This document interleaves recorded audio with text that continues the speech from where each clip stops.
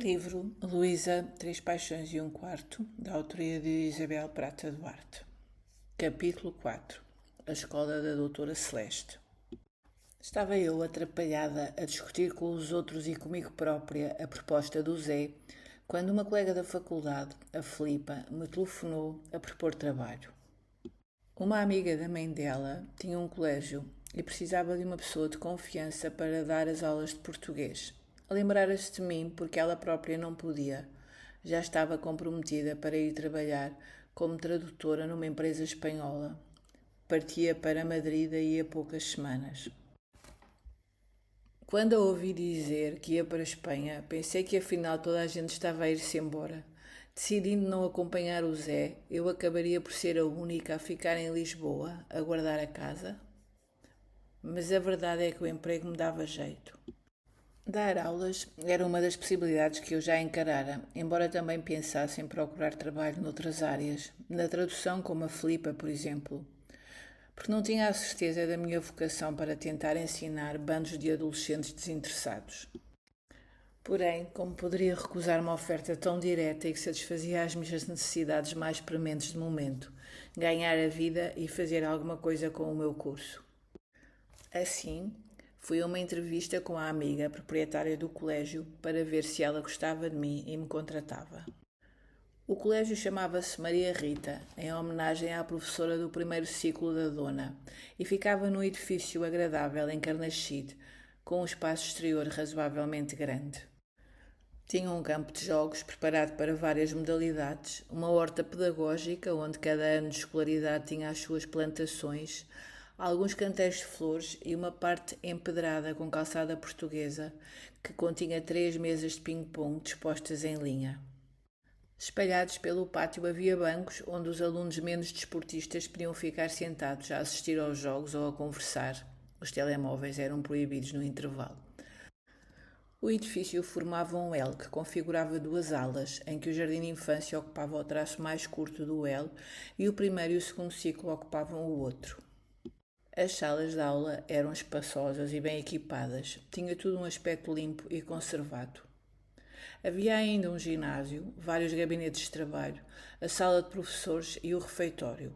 Este último podia ser transformado em auditório quando necessário, pois era amplo e tinha um palco cuja retaguarda dava diretamente para um estúdio de música e dança, onde decorriam as aulas de educação musical e classes extracurriculares de balé e hip-hop. A dona, a amiga da mãe da minha amiga, que se chamava muito apropriadamente Celeste, como a dona do Jardim da Canção, recebeu-me com simpatia e guiou-me pelas instalações com orgulho.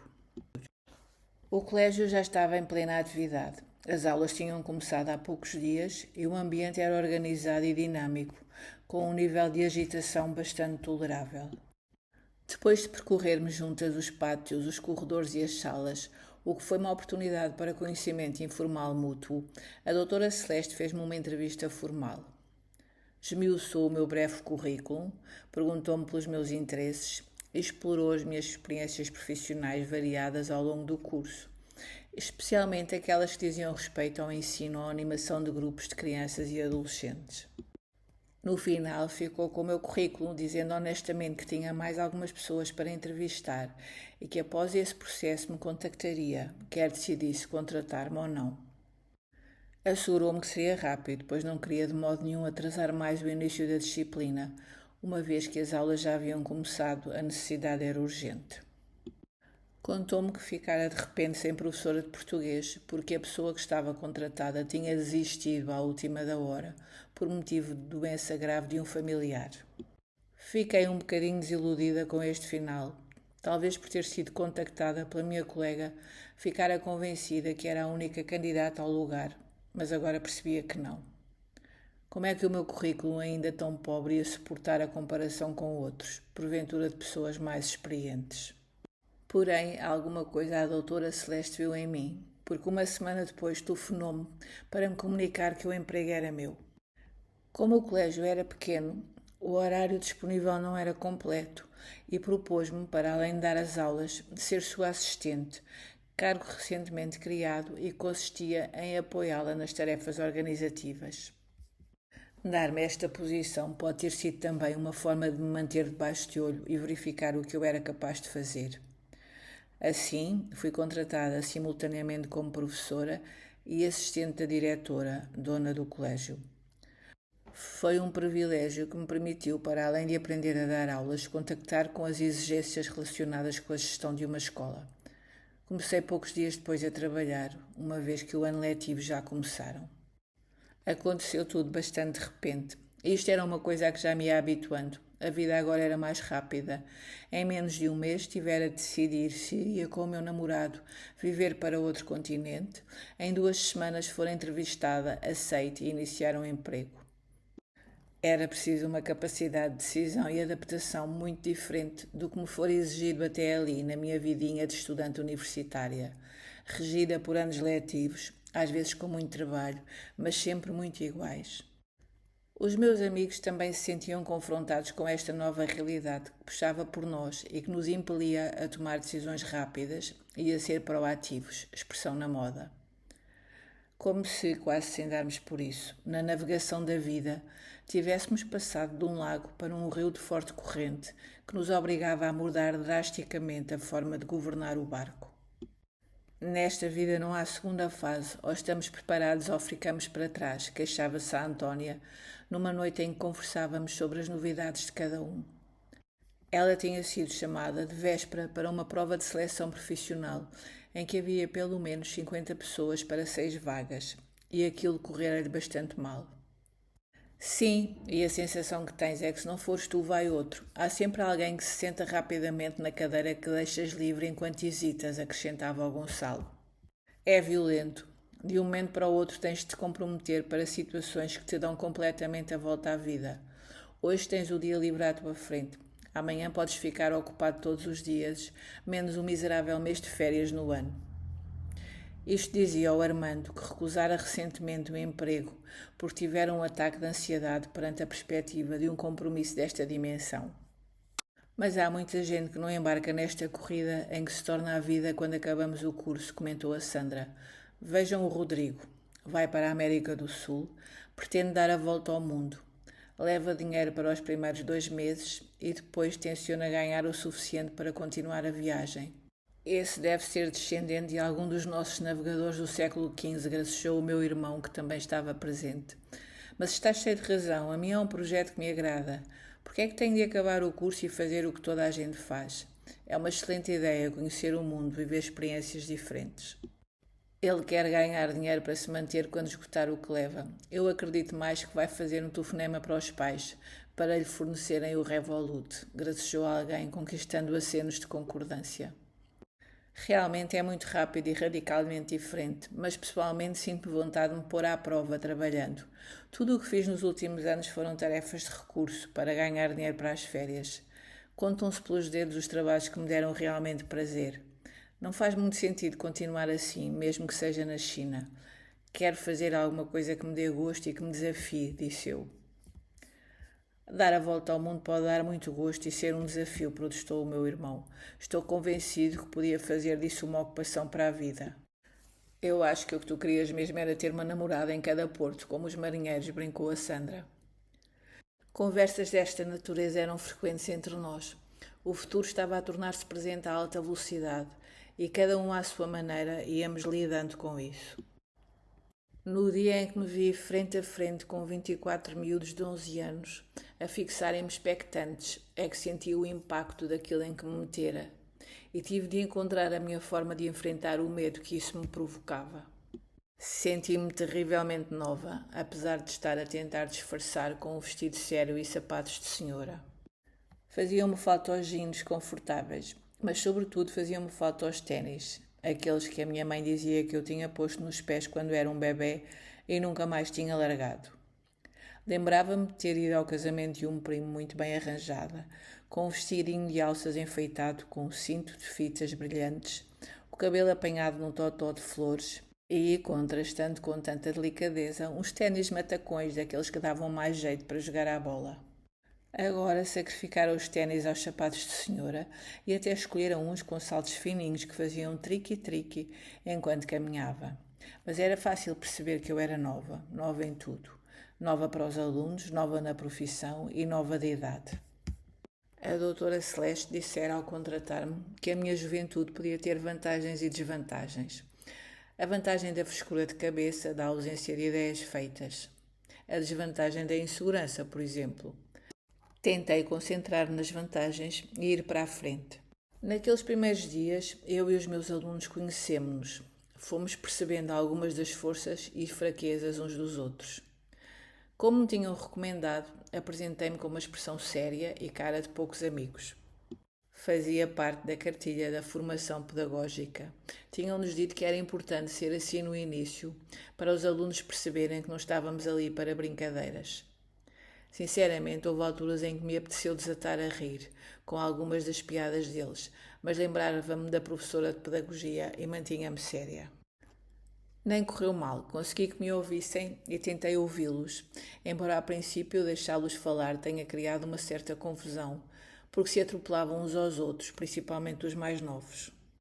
Tinha 4 turmas, 2 do 5º e 2 do 6º ano, com 24 alunos cada uma. Eram umas crianças, mas estavam muito entusiasmados por terem deixado a primária e já estarem no 2º ciclo. Nenhum foi mal educado, embora houvesse 2 ou 3 um bocadinho agitados. Um deles, o Hugo, informou-me expedito que era hiperativo, mas não se notou muito naquele primeiro contacto. A diretora de turma dos mais novos veio falar comigo no fim do meu primeiro dia para saber como é que as coisas tinham corrido. Era professora de matemática e penso que estava levemente preocupada com a novata de português, mas de uma forma bastante maternal. De resto, essa estava a ser uma das características daquele trabalho. As pessoas pareciam interessadas em ajudar-me e desejarem que tudo corresse bem. Eu sabia que estava numa escola privilegiada, quer dizer, havia uma série de problemas que teria se estivesse noutra, por exemplo, numa escola pública de alguma parte complicada da cidade, e que ali não se colocavam. Apreciava isto como me dando uma possibilidade de aprender verdadeiramente a ensinar, em vez de ter de estar preocupada com questões disciplinares. Alguns dos meus amigos tinham-me criticado por aceitar este emprego, precisamente por causa disso. Principalmente o Miguel, o ator empenhado em peças de teatro vanguardistas e em levar a arte para as ruas e para o povo, como ele dizia. Disse-me que nunca esperara que eu desistisse tão cedo na vida de mudar o mundo, e eu fiquei muito zangada. Tivemos uma discussão forte, em que gritámos um com o outro, ele a chamar-me conservadora, eu a dizer-lhe que se calhar mudava eu mais depressa o mundo a ensinar miúdos da classe média do que ele com as peças incompreensíveis que ninguém via e que, quando viam, não entendiam. Foi feio, mas no fim a amizade triunfou e pedimos desculpa um ao outro. Eu estava a ser injusta, o Miguel preocupava-se realmente com a cultura para todos, mas ele também, porque não ouviu as minhas razões. A Sandra compreendeu que eu aceitasse o trabalho no colégio, porque sabia, por experiência própria, que entrar para o ensino público no início da vida profissional implicava começar a trabalhar numa terra remota qualquer e ir fazendo aproximações durante anos ao local onde queríamos estar. Ela fora contratada por uma escola do concelho de Vila Real, em Trás-os-Montes, e decidir experimentar. Desde que lá passara alguns dias na preparação do ano letivo, ficara pouco animada. Estive numa reunião onde pelo menos metade das pessoas não era de lá, nem de perto, e sentia-se isso no ar, explicou-me, num fim de semana em que nos encontramos. Era uma espécie de depressão quase palpável que invadiu o ambiente, e na hora do almoço então foi terrível. Aqueles que já lá estavam do ano passado começaram a descrever situações que provavam o provincianismo e a cuscovilhice geral. Foi assustador. Algumas de nós, que estávamos com as mentes mais abertas e até com uma certa atração pela ideia de viver na província, mais perto da natureza, saímos do almoço de rastos. Achas que pode ser assim tão mau? Interroguei. Não sei, fiquei preocupada. Vou tentar manter-me afastada daquela gente tão negativa. Ainda não consegui encontrar outras pessoas, estive pouco tempo, mas já sei que há alguns grupos de teatro e projetos de dinamização cultural. Olha, e há um avião para Lisboa. Conheces o país em vista aérea. Estou convencida que a ti te interessa mais a ligação com Barcelona, brinquei.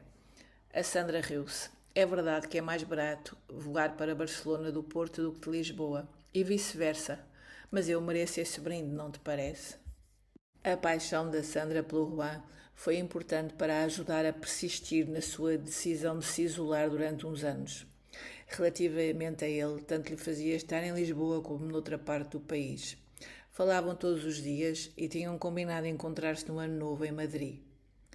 Mais tarde, ela encontrou pessoas interessantes em Trás-os-Montes e conseguiu integrar-se em alguns projetos e manter-se afastada das tertúlias melancólicas.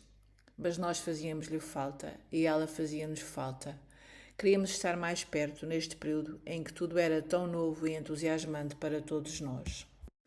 Outros amigos tinham saído de Lisboa ou de Portugal e os que ficáramos sentíamos saudades, mas íamos organizando as nossas vidas.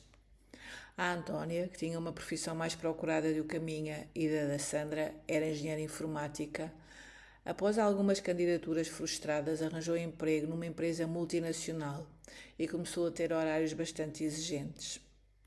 A parte positiva era que tinha boas condições de trabalho, pagavam-lhe bem e ela gostava do que estava a fazer.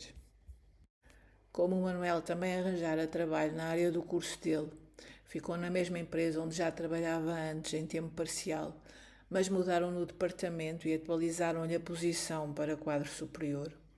Eles agora tinham muito menos tempo para estarem juntos. De uma forma paradoxal, a nova realidade aproximou-os, pareciam uns pombinhos românticos, e quando saíamos com o que restava do velho grupo, era vê-los a partilharem a mesma bebida ou a dançarem muito juntos. Eu voltava a acreditar que os 6 filhos da Antónia iam ser também os 6 filhos do Manuel. Para além da ausência da Sandra, ainda me afetava a separação do Zé. Tentava compensar a falta de amor com o investimento no trabalho. Os meus alunos eram engraçados e, ao contrário do que eu temera, na grande maioria interessados. Comecei a investigar mais do que antes durante o curso os métodos pedagógicos e a aprofundar os que me davam mais jeito. Por vezes tinha a impressão que encontrara a minha área, aquela de que podia gostar e em que podia vir a tornar-me boa. Porém, por muito que começasse a agradar-me, ensinar não me parecia ser tudo o que queria fazer. Por isso gostava de acumular com as funções de assistente da diretora, em que realizava tarefas de organização e de relações públicas, para as quais também me sentia bastante motivada. Com um dos meus primeiros ordenados, convidei o grupo de amigos mais próximo para uma noitada e foi por pouco que não gastei de uma vez tudo o que tinha recebido. Até a Sandra veio da sua nova terra atrás do sol posto. Bebemos uns copos a mais, dançámos e falámos do futuro. Quando cheguei a casa, fiquei um largo momento a olhar para o céu, que clareava, onde ainda brilhava uma lua enorme baixando para o lado do ocidente. A madrugada era silenciosa, o dia começava devagar, e eu sentia-me ao mesmo tempo feliz e um bocadinho triste. Feliz porque estava rica, ou quase. Comparado com tudo o que tinha recebido até ali pelos meus trabalhos ocasionais, este primeiro ordenado parecia-me milionário. Triste porque numa noite como esta teria gostado de ter alguém ao meu lado. Fazia-me falta o Zé, que estava longe, cada vez mais distante. Fim do capítulo 4. Leitura do livro Luísa, 3 Paixões e um Quarto, de Isabel Prata Duarte. Capítulo 5. Adeus Nova Iorque. Na noite da comemoração do meu primeiro ordenado, quando, ao chegar a casa, senti intensamente a falta do Zé, enquanto me despia e preparava para ir para a cama, tentei eludir esse sentimento de falta, deixando-me levar pela imaginação. Acabei por adormecer, embalada pela fantasia de que alguém tocava à porta. Eu ia abrir, vestida apenas com uma t-shirt sensual e reveladora, e aparecia o Zé, à minha porta de armas e bagagens, caindo-me nos braços e confessando-me que voltara porque não conseguia viver sem mim. Abraçávamos-nos, fazíamos amor e prometíamos um ao outro que nunca mais nos separaríamos. Ele reconhecia que não devia ter partido sem mim. Eu jurava que o acompanharia para qualquer parte do mundo para onde ele quisesse ir e ficávamos juntos para sempre. Quando acordei ainda estava agarrada à almofada e tive de me forçar a sair da cama e abandonar a fantasia. Mas não foi nada disto que aconteceu. Num dia feio de novembro, o mês das inundações, das tempestades e dos acontecimentos funestos, recebi uma mensagem longa. O Zé contava-me que se tinha envolvido com uma colega, uma inglesa que estava também a fazer o doutoramento, e que o começara por ser uma atração mútua entre duas pessoas que estão longe de casa se desenvolvera transformando-se em paixão. As palavras da mensagem eram razoavelmente contidas. Percebia-se que, para além de não me querer enganar, como dizia, também não me queria magoar, mas não conseguiu evitar que transparecesse na escrita uma parte do seu entusiasmo com o novo amor. Senti-me irritada com isso e, naquele momento, não me apeteceu sequer responder. Eu com fantasias amorosas e arrependida por não o ter acompanhado, e ele afinal não perdera tempo, nem esperara pela passagem de ano em Nova Iorque, combinada desde a sua partida e que eu desejava com entusiasmo. Ainda bem que ainda não conseguira juntar o dinheiro para comprar o bilhete de avião. Mas a irritação foi dando lugar a uma pena infinita, e fiquei para ali parada, o corpo imóvel, o espírito a navegar por dentro das recordações, pois a memória, avivada pelas emoções, fica tão nítida que até dói. Por momentos, foi como se voltasse a viver tudo o que tivera com o Zé. Os momentos de romance, a camaradagem, as viagens que fizemos juntos, as promessas de amor eterno que trocamos ao amanhecer de tantos dias sem noite, o dia em que nos conhecemos. Na realidade, não foi nesse dia que nos conhecemos, mas foi quando ele passou a lembrar-se do meu nome e a saber quem eu era. Tempos antes, alguém nos apresentara, no início de uma daquelas corridas públicas a favor de causas sociais e estilos de vida saudáveis. Penso que foi uma travessia da Ponte 25 de Abril, que começou na margem sul e terminou em Belém. Apresentaram-nos no ajuntamento inicial e, a partir daí, como o Zé e os seus amigos estavam mais bem preparados do que o nosso grupo, perdemos-los de vista rapidamente. 2 meses mais tarde, o setor de espanhol da Faculdade de Letras organizou uma semana dedicada ao Chile. Houve exposições de livros e de fotografias, conferências sobre a história e a cultura do país e muita música. Tanta música que ficámos convencidos que o Chile era um país de músicos, porque havia sempre a possibilidade de mais uma banda. A maior parte dos músicos e cantores viviam em Lisboa, outros vinham de países da Europa, eram filhos de exilados políticos da época em que o Chile vivera sob uma ditadura violenta. Mantinham vivo o contacto com a sua cultura de origem e cantavam com uma emoção apaixonada, tanto canções antigas de Violeta Parra e Vítor Jara, como canções atuais de Los Bunkers ou Francisca Valenzuela. Para encerrar a semana temática, realizou-se um espetáculo de música e poesia na aula magna, com entrada livre. Fosse porque todos os eventos da semana tinham alcançado os seus objetivos de criar interesse pelo Chile, fosse porque os estudantes e os lisboetas estavam ansiosos por festas gratuitas, o espetáculo atraiu uma multidão, ao contrário dos receios dos organizadores, que temiam não conseguir compor a enorme sala. Fui com a Sandra, minha colega de curso, e um grupo da nossa turma. Não sei como aconteceu, a certa altura perdi-me.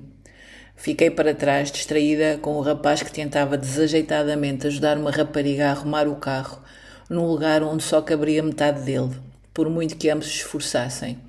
E quando voltei a olhar para a frente, já não vi sinal dos meus amigos. Fiquei desolada, percebi que podia não os voltar a encontrar tão depressa. Não tínhamos combinado nada para a eventualidade de nos perdermos. Contamos sempre com os telemóveis, mas a bateria do meu tinha dado o último suspiro pouco antes. Estava sozinha no meio da multidão, com vontade de me ir embora, porque sem companhia a festa perdia a graça. Porém, já estava na linha de entrada e a corrente de pessoas conduziu-me para dentro. Voltei a procurar a Sandra e o resto do grupo, apenas para concluir que era impossível localizar alguém naquele mar de gente em movimento, a maioria ainda em pé, à procura de lugar. Decidi fazer o mesmo, o que não foi difícil, pois estava com a vantagem de só precisar de um espaço individual. Já sentado, olhei à minha volta, persistindo na intenção de reencontrar os meus companheiros. Na rotação do olhar, reparei no rapaz que estava no lugar ao meu lado. Tive a sensação que conhecia aquela cara. Fixei-o durante mais tempo do que é natural, tentando recordar-me, e ele já olhava para mim com uma expressão de estranheza quando me lembrei. Oh, olá, tu és o Zé. Ficou ainda um instante parado, mas de seguida também me reconheceu. Olha a bela do carro vassoura. Mostrei-me ofendida. Não sou nada carro vassoura, fica sabendo que não fomos dos últimos a chegar a Belém. Ele insistiu na ironia. Mas vocês chegaram a Belém?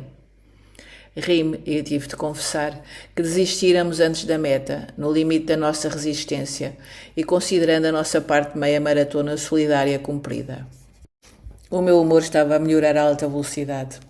Já no dia da corrida da ponte tinha apreciado a figura do Zé. Era grande e bonito. Tinha pelo menos 1,90 m. O tom bronzeado dos desportistas, cabelo castanho indisciplinado, olhar muito direto, mãos de dedos finos e compridos e uma expressão de pessoa feliz e descontraída. Senti-me contente por voltar a vê-lo naquela situação em que ficara inesperadamente sozinha. Mas ficaria contente de o rever em qualquer situação. Já não me apetecia procurar ninguém. Ele estava com um grupo de amigos e quando lhe contei o que acontecera, claro que me ofereceu o telemóvel para contactar os meus. Felizmente ninguém atendeu o telefone, certamente por causa do nível do seu ambiente ou porque não reconheceram o número. Uma mensagem que enviei ficou pendente. Decidi ver o espetáculo ali e ligar novamente quando tudo estivesse mais calmo. A companhia agradava-me. O espetáculo foi muito bom. A luz, a música, as vozes dos dizers de poesia, tudo isso criou uma envolvência que nos foi levando. O público dançava e cantava, acompanhando os músicos. Quando veio um ator português dizer poemas de Pablo Neruda, fez silêncio na sala, completamente atenta, e a voz soou, alta, cheia de energia e amor. O amor de que falavam os poemas, amor à humanidade, amor ao país, amor às mulheres. Olhei para o lado, emocionada, e vi que o Zé movia os lábios no ritmo certo das palavras. Não o ouvia porque ele não fazia som, mas estava a acompanhar o que o ator dizia no palco. Sabia de cor os poemas. Os nossos olhares cruzaram-se. Ele não quis que eu falasse e agarrou-me na mão, como a pedir silêncio. Fiquei parada, retive a respiração. Não queria mexer o braço ou outra parte do meu corpo, porque temia que ele tirasse a mão que me estava a transmitir um prazer enorme. Quando acabou, ele largou mesmo a minha mão, tive de conter um suspiro de pena. E enquanto soavam estrondosamente os aplausos, sorriu-me. Inclinou-se, aproximando-se do meu ouvido e antecipou-se à minha pergunta. Tive um padrasto que era refugiado chileno, apaixonado por Pablo Neruda. Foi o casamento mais longo da minha mãe. Sorriu como um garoto feliz que acabou de exibir uma proeza surpreendente. Eu ri-me também para ele. Podias ter participado no espetáculo. Até gostava, respondeu, mas ele e a minha mãe já se separaram e tenho outro padrasto, um português, que ficaria ofendido se eu me metesse em espetáculos sobre o Chile. À saída, o Zé despediu-se discretamente dos amigos e convidou-me para beber um copo. Depois de finalmente ter conseguido falar com a Sandra, explicando-lhe que me tinha perdido e que agora queria continuar perdida, por uma razão que mais tarde lhe contava, fomos os dois para um bar calmo, onde ficámos a conversar até tarde. E foi o princípio de um amor apaixonado e lindo, que durou quase 3 anos.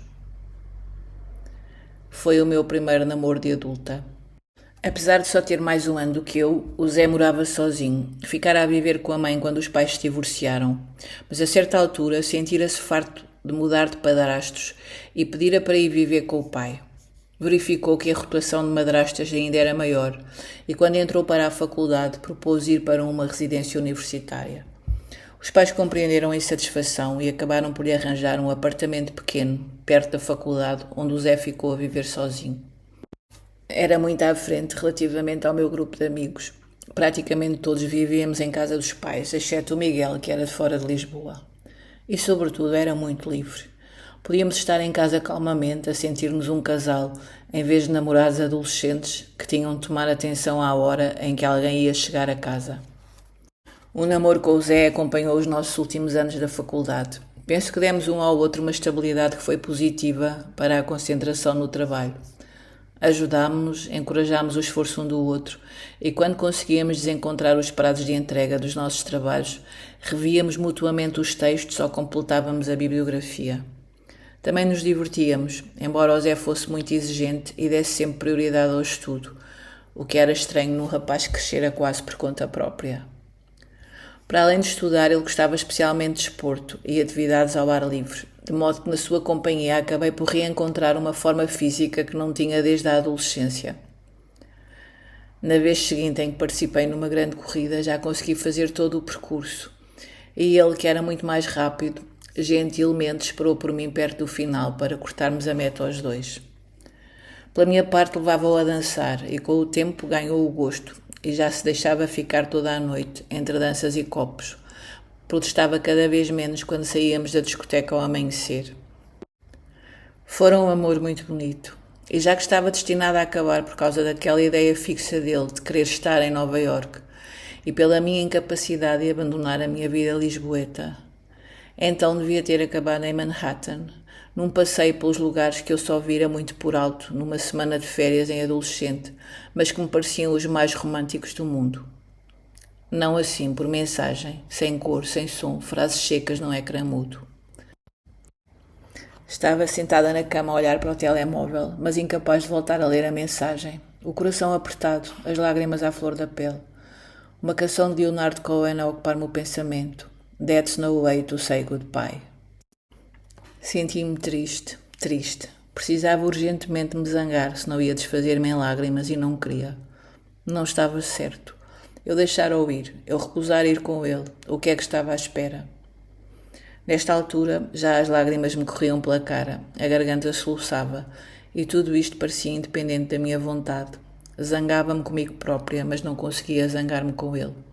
Estava invadida pela memória das madrugadas felizes, do seu sorriso aberto, da sua mão na minha enquanto sussurrava Pablo Neruda. Como podia zangar-me com um homem que me dera aqueles momentos? O telemóvel a tocar fez-me voltar à terra. Era a Antónia a desafiar-me para um programa de jantar e discoteca.